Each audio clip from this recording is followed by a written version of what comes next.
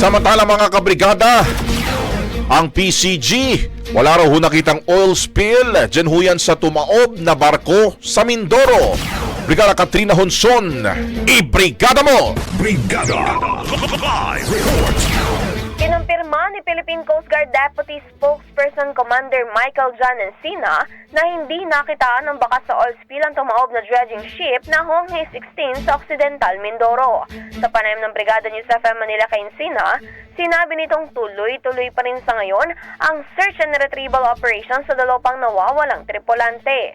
Target din daw nila itong matapos sa lalong madaling panahon bago mag-transition sa salvaging operations kung saan ay dadalhin ng barko sa pinakamalapit na shipyard. Una na nagpadala ng demand letter ang PCG sa shipping company ng barko. Inaaral na rin nila ang posibleng mga administrative charges laban dito.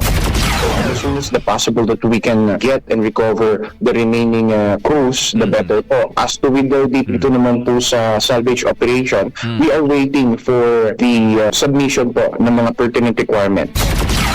In the heart of changing lives, ako, si Brigada Katrina Honson ng 105.1 Brigada News sa Manila, The Music and News Authority. Rapido, Brigada Balita Nationwide. Ang bahaging ito ay hatid sa atin ng Yummyvit ES2 Oral Drops. Simulang tuparin ang pangarap ng iyong anak. And stunting now!